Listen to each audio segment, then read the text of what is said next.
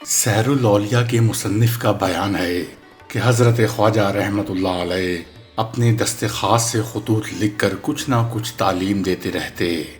ایک میں نصیحت کی کہ جسم کی حفاظت کے بعد شریعت کی ناپسندیدہ باتوں سے اجتناب کیا جائے، اپنے اوقات کی نگہبانی کرتے رہنا چاہیے، عمر عزیز کے ذریعے سے تمام مرادیں حاصل ہوتی رہیں تو اس کو غنیمت سمجھا جائے، زندگی بیکار کاموں میں نہ گزاری جائے، اگر دل میں انشراح کی قوت پیدا نہ ہو تو انشراح قلبی کی پیروی کی جائے، کیونکہ یہی راہ طریقت میں معتبر ہے، اور تمام امور میں طلب خیر کو مقدم رکھا جائے۔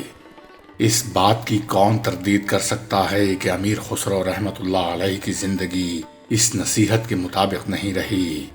وہ جسمانی گناہوں سے محفوظ رہے، دربار کی رنگ رلیاں اور سرمستیاں شریعت کی ناپسندیدہ باتوں میں ضرور تھیں، مگر وہ ان کے دور کے محض تماشائی تھے، ان میں کبھی ملوث نہیں ہوئے، اپنے اوقات کی پوری نگہبانی کی، چاہے وہ مرشد کے حضور میں ہوتے یا دربار شاہی میں حاضر رہتے۔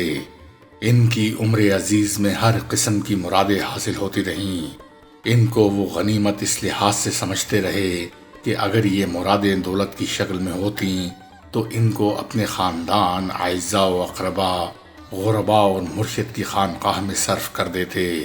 اسی لیے انہوں نے اپنے پیچھے کوئی بڑی دولت نہیں چھوڑی۔ وہ چاہتے تو امیر خسرو کبیر بن سکتے تھے، لیکن انہوں نے درویشانہ زندگی ہی بسر کی۔ انہوں نے دربار داری ضرور کی، لیکن اس کو ان کی زندگی کے بیکار کاموں میں شمار نہیں کیا جا سکتا۔ دربار داری کے سلسلے میں انہوں نے جو قصائد کہے یا مثنویاں لکھیں وہ شعر و ادب کی شاہکار ہیں۔ بقول مولانا ضیاء الدین برنی، انہوں نے اپنے پیچھے علم و فن کا ایک کتب خانہ چھوڑا۔ اگر وہ دربار سے وابستہ نہ ہوتے تو یہ کتب خانہ ان کے بعد نسلوں کو حاصل نہ ہوتا۔ آخر میں مذکورہ بالا تحریر میں حضرت خواجہ نے جو نصیحت کی تھی کہ انشراح قلبی کی پیروی کی جائے، تو امیر خسرو اپنی نجی و روحانی، ادبی اور درباری زندگی میں اسی انشراح قلبی کے پائکر تھے، اور تمام امور میں طلب خیر کو مقدم رکھتے۔ امیر خسرو کی وفات جس انداز میں ہوئی وہ بھی ان کے مرشد سے عشق کے انتہائی کمال کا ثبوت ہے۔ بقول مولانا شبلی، خسرو اپنے مرشد کا جمال دیکھ کر جیتے رہے، جبکہ مرشد کی وفات ہوئی تو خود ان کی بھی موت آ گئی۔ وہ اپنے مرشد کی وفات کے وقت دہلی سے دور سلطان محمد تغلق کے ساتھ بنگالہ کی مہم پر تھے۔ وہاں یکا یک ان کے دل پر ایک عجیب کیفیت طاری ہوئی۔ سلطان سے اجازت لے کر چل کھڑے ہوئے۔ دہلی پہنچ کر معلوم ہوا کہ محبوب الہی اپنے محبوب سے جا ملے۔ یہ سن کر بے تاب ہو گئے، اپنا منہ سیاہ کیا، کپڑے پھاڑ ڈالے، خاک میں لت پت حجرے میں پہنچے۔ بولے، اے مسلمان، میں کون ہوں کہ ایسے بادشاہ کے لیے روؤں؟ میں تو اپنے لیے روتا ہوں کہ سلطان المشائخ کے بعد میری زندگی کی بقا زیادہ نہیں۔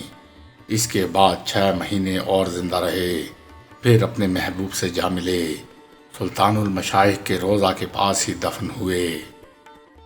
سحر الاولیاء میں تو نہیں مگر اور تذکروں میں یہ روایت بھی ہے کہ دہلی پہنچ کر جب ان کو اپنے مرشد کی وفات کی خبر ملی تو اپنی ساری ملکیت مرشد کے ایصال ثواب کے لیے فقیروں اور مسکینوں میں لٹا دی۔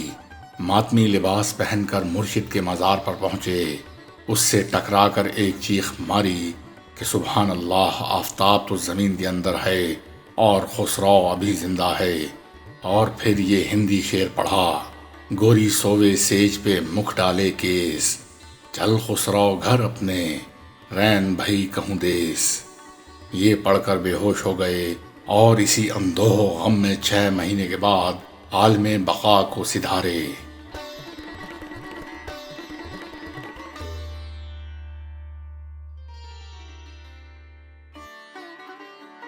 یہ بات ذہن میں ضرور آنی چاہیے کہ اگر امیر خسرو مستقیم الحال صوفی تھے تو تصوف میں اپنے پیچھے کون سا سرمایہ چھوڑا؟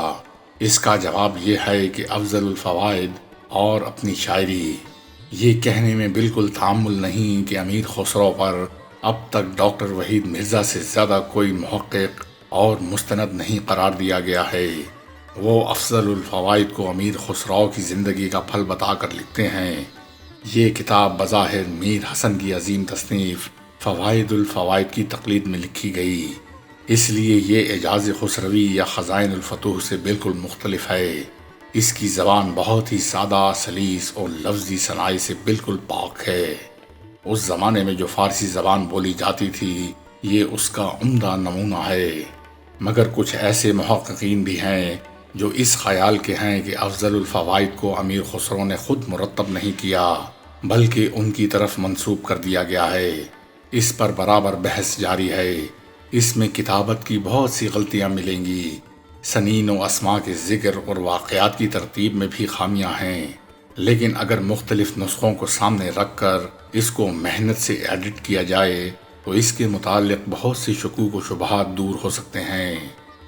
ہمارے موجودہ محققین میں کچھ لوگ ایسے ہیں جو یہ سمجھتے ہیں اور دوسروں کو سمجھنے پر مجبور کرتے ہیں کہ شروع کے خواجگان چشت کے جو ملفوظات ان سے منسوب ہیں وہ ان کے نہیں ہیں، بلکہ وہ فرضی ہیں جو ان سے منسوب کر دیے گئے۔ اس قسم کی بحث پہلے نہیں اٹھی، بلکہ خواجگان چشت کے دور سے موجودہ عہد تک لوگ ان سے برابر استفادہ کرتے رہے، مگر اب کچھ اہل قلم پیدا ہو گئے ہیں جو ان کی روحانی سرمایوں کو تلف کرنا چاہتے ہیں۔ چنانچہ خواجگان چشت کے بعض ملفوظات کے ساتھ افضل الفوائد کو بھی یہ کہہ کر رد کرنے کی کوشش کی جا رہی ہے کہ اس کو امیر خسرو نے مرتب نہیں کیا۔ اگر یہ پرزور طریقے پر ثابت کیا جا سکتا ہے کہ ان کو امیر خسرو نے جمع نہیں کیا، تو اس سے زیادہ طاقتور طریقے پر یہ ثابت ہو سکتا ہے کہ امیر خسرو نے ہی اس کو ترتیب دیا۔